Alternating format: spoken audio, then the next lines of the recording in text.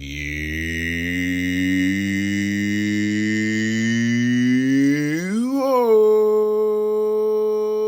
ORNS.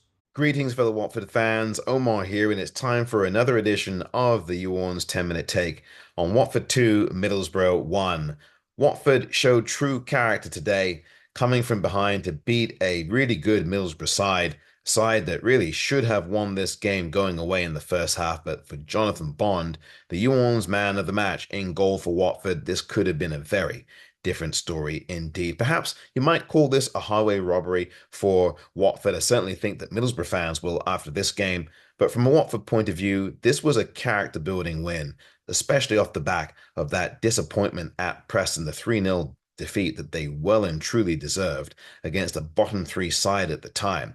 That they really rallied against that today. They came from the deck, got off the deck, and did a very fine job in the second half in particular. The first half, not so great from a Watford point of view, although there were some good moments for Watford. Daniel Jebison provided a number of those with his strong runs into the box. Activity, he was busy, he was lively, he had a shot. He did score, but it was offside because of the build-up play. Sissoko was the culprit there.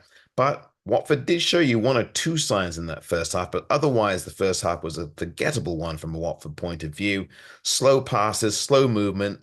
The passes were easily being picked off and intercepted, and sloppiness from Watford. With 6 changes made, perhaps that's where some of that went. But I think what happened was in the first half, Watford allowed Middlesbrough to come on to them, and maybe that was part of the strategy against a side that definitely dominated in possession in the first half. The first 10 minutes, Middlesbrough had 90% of the possession to Watford's 10%, and then Middlesbrough fashioned a number of chances, and as I said, Jonathan Bond was really a big reason why they did not score in that first half. Jonathan Bond, in fact, for me, the You ORNS man of the match. Who would be your Watford man of the match? Would love to hear on your comments about that. But as for the game itself overall, Watford in the first half a distinct second best. But the strategy was, I think, to let Middlesbrough come on to them and then build their play. Watford had some good counter-attacking moments in the first half. Tom Ince should have scored, but he hit the ball just over the bar in the first half. But then things began to turn for Watford, even after they conceded a goal in the first 9 minutes of the second half. It's the third straight game now that Watford have done that. Watford began to build the character and build the way that they played and began to dig their heels into this game. And notably, on the 60-minute mark or thereabouts, when subs were made by Cleves, who's got the subs pretty much all right this season, every single time. He got it right again. And Kayembe and Barr were the two men who would score, and they were the two men who came off the bench, among others, in this game. Kayembe, his 4th goal of the season, scoring that goal in front of the Rookery to equalize matters in the 75th minute. And then barely 10 minutes or so later, it was that man, Kwadwo Barr, a man who Tom Cleverley talked down in the week with his press conference, saying not to really expect too much of him. We're building him, we're bringing him along, we're developing him, we're making him better and better. And of course, he's worked very hard, he said, of KB, Kwadwo Barr. But he'd only scored twice in League One last season, Klebs reminded us at the press conference, and now he scored twice for Watford in just a matter of a couple of months. How about that?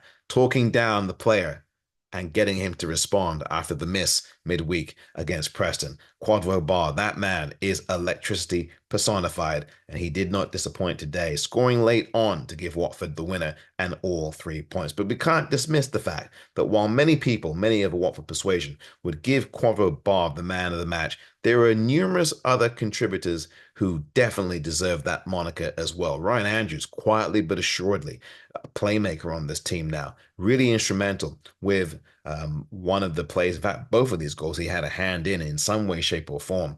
And Matty Pollock, his crucial header to Barr, who was able to volley the ball home, was a massive key in the game that we really need to appreciate some more. Matty Pollock, I thought, was very good. Ogbonna, very good today. I thought he led that back line very well.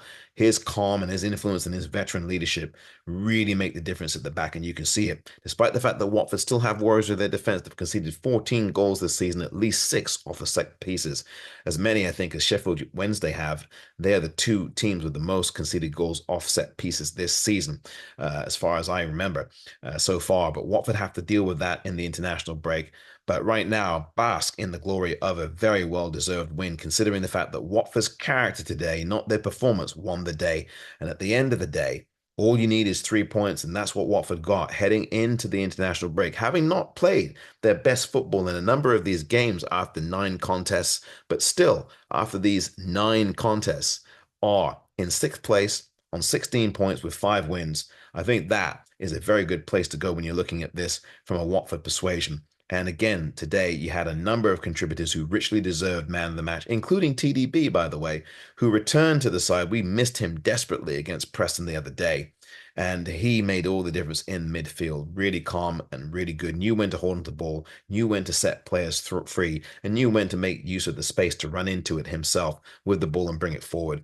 He had a very good game awareness today. He had a very good vision of the pitch. His pitch vision today was superb. So TDB gets a big hand from me as well. But for me, again, the YOU ORNS man of the match, Jonathan Bond in goal, made some sparkling saves both halves that kept Middlesbrough at bay and kept Watford in with a chance to win the game. And he did not disappoint. Bondy, brilliant. There was a sequence in the second half where Jonathan Bond had 3 saves in literally about 3 seconds. He shot, he had a blocked shot from point blank range. Then he was able to parry a ball and then jump on top of the ball all at once.